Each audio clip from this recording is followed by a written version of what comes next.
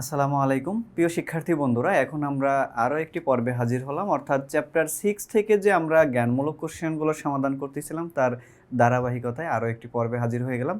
তো এ পর্বে দেখো যেই কোশ্চেনগুলোর আমরা সমাধান দেখব, প্রথমেই আমরা এখানে দেখতে পাচ্ছি 36 নম্বর কোশ্চেন। সেখানে বলা আছে সাইফার টেক্সট কি। সাইফার টেক্সট কি? সাইফার টেক্সট হচ্ছে ভাইয়া, আপনি যখন মূল তথ্যটাকে একটা কোডিংয়ের মাধ্যমে অন্য একটা ডিভাইসে প্রেরণ করবেন, তখন কোডিংয়ের পরে যেই তথ্যটা তৈরি হয় ওটাকে বলা হয় সাইফার টেক্সট। আবারও বলি, দেখো আমাদের প্রথমে তো একটা মূল তথ্য থাকে। ফর এক্সাম্পল, আমি হচ্ছে এখানে লিখলাম যে মামুন।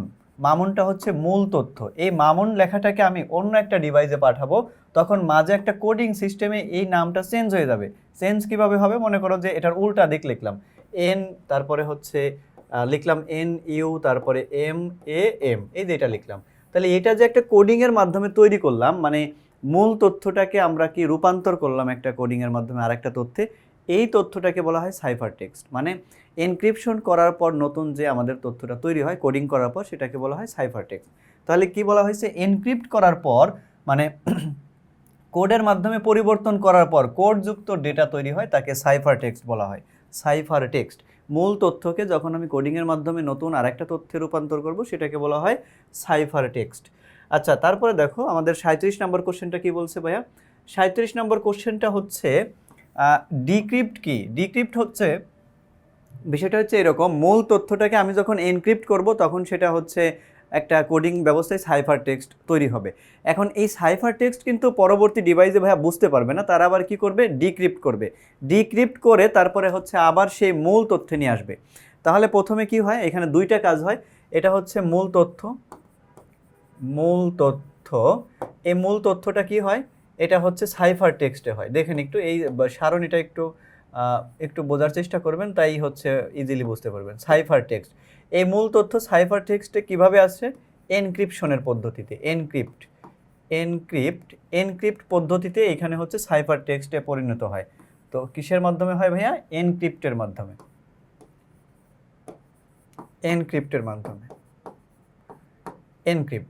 আর এই সাইফার টেক্সট থেকে আবার কোথায় যাবে? মূল তথ্য। আবার হচ্ছে মূল তথ্য। এই মূল তথ্য আবার হবে কিভাবে? এটা হচ্ছে, এটাকে বলা হয় ডিক্রিপ্ট।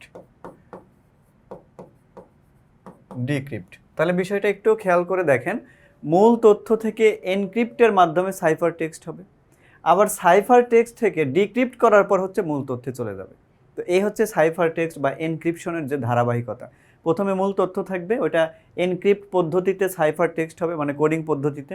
আবার এই সাইফার টেক্সটটাকে ডিক্রিপ্ট করার পর হচ্ছে মূল তথ্যে ফিরে পাওয়া যাবে। তাহলে দেখো এখানে কি বলছে? এনক্রিপ্ট করা কোডযুক্ত ডেটাকে, এই যে এনক্রিপ্ট করা কোডযুক্ত ডেটাকে আমরা কি করব? পুনরায় মূল অবস্থায় ফিরিয়ে আনার প্রক্রিয়াকে বলা হয় ডিক্রিপ্ট। আবারও দেখো, এই মানে সারণীটা একটু খেয়াল করে দেখো, তাহলে বুঝতে পারবা।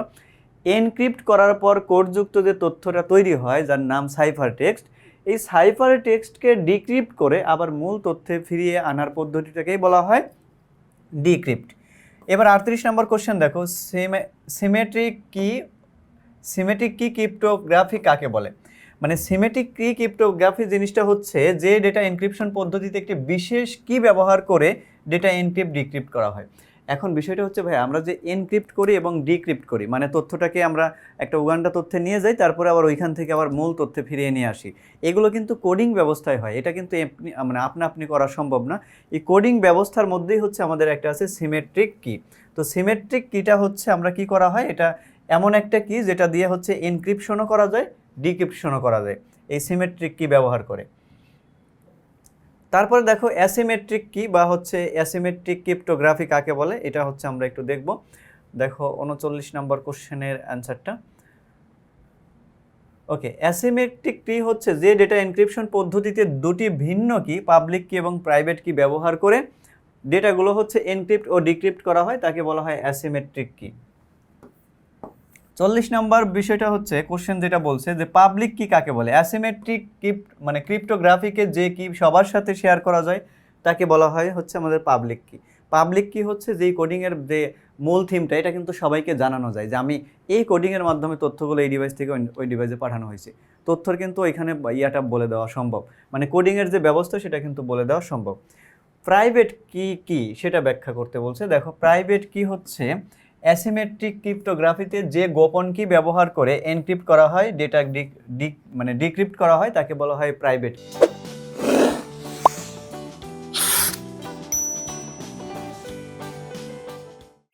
মানে যেই গোপন কোডিং ব্যবস্থায় হচ্ছে ডেটাগুলোকে আমরা সাইফার টেক্সটে নিয়ে যাব অথবা সাইফার টেক্সট থেকে নিয়ে আসবো, সেটাকে বলা হয় প্রাইভেট কি।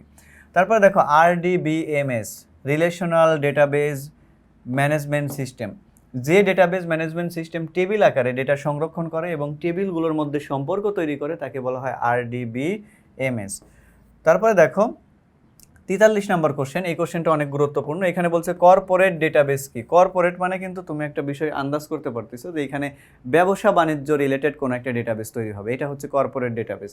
তাহলে কোনো প্রতিষ্ঠান বা কোম্পানির ব্যবসায়িক তথ্য সংরক্ষণ, সাজানো এবং বিশ্লেষণের জন্য যেই কেন্দ্রীয় মানে আমাদের ডেটাবেস ব্যবহার করা হয়, তাকে বলা হয় কর্পোরেট ডেটাবেস সিস্টেম।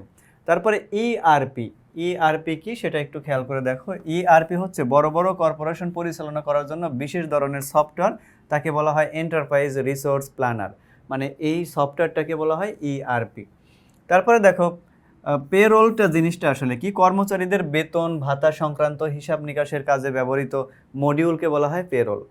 তারপরে দেখো 26 নম্বর কি বলছে, ইনভেন্টরি মডিউল কি। ইনভেন্টরি মডিউলটা আসলে কি কাজে ব্যবহার করা হয়, পণ্যের মজুদ ব্যবস্থাপনায় যে ডেটাবেস মডিউল ব্যবহার করা হয়, তাকে বলা হয় ইনভেন্টরি মডিউল। অর্থাৎ পণ্যের ডেটাবেস মজুদ রাখার জন্য বা সংরক্ষণ করার জন্য ডেটাবেস যেটা ব্যবহার করা হয়, তাকে বলা হয় ইনভেন্টরি মডিউল।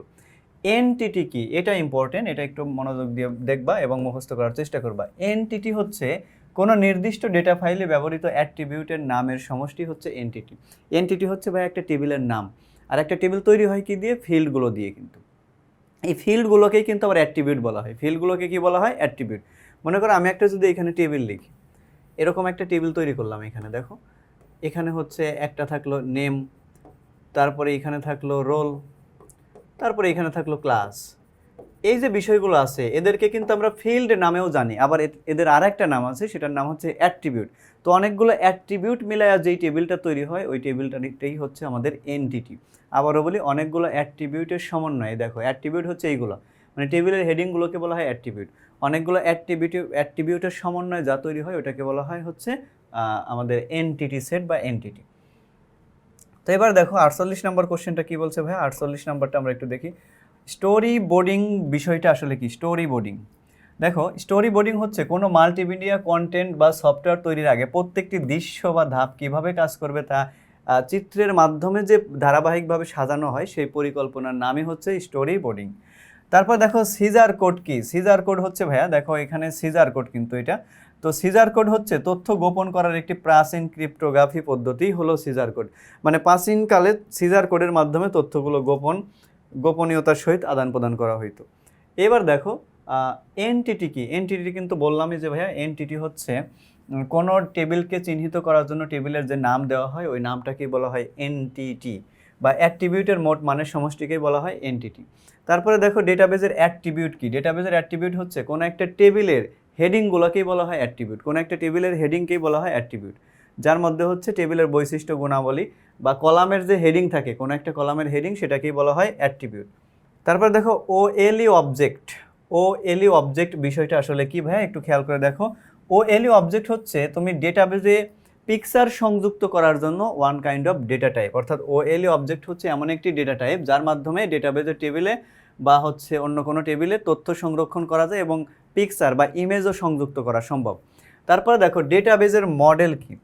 ডেটাবেজের মডেল কি, দেখো আমরা এটা একটু 53 নম্বর কোশ্চেনটা দেখি। ডেটাবেজের মডেল হচ্ছে ভাইয়া, ডেটাবেজের মডেল হলো একটি ডেটাবেজের যৌক্তিক কাঠামো। একটি ডেটাবেজের যৌক্তিক কাঠামো, তারপরে হচ্ছে গিয়ে যা নির্ধারণ করে কিভাবে ডেটা সংরক্ষণ এবং সংগঠিতকরণ করা যায় এবং ম্যানুপুলেট করা যায়। তারপরে ইনডেক্সিং কি। ইনডেক্সিং হচ্ছে সাজানো। ইনডেক্সিং হচ্ছে তথ্যগুলোকে সাজানো, মানে কিভাবে সাজাইলে দ্রুত খুঁজে বের করা যায়, এই সাজানো লজিক্যালি যে সাজানোর বিষয়টা, তাকে বলা হয় ইনডেক্সিং। যদিও তোমাদের এটা সিলেবাস বহির্ভূত, অর্থাৎ তোমাদের সিলেবাসে ইনডেক্সিং এবং শর্টিং যে বিষয়টা আছে এটা কিন্তু বাদ দেওয়া, অর্থাৎ আপাতত সিলেবাসের বহির্ভূত এই বিষয়টা। তারপরেও বলে ইনডেক্সিং মানে হচ্ছে তথ্যগুলোকে সাজানো, যাতে করে আমরা একটা যৌক্তিকতার সহিত সাজিয়ে আমরা ইজিলি তথ্যগুলো খুঁজে বের করতে পারি।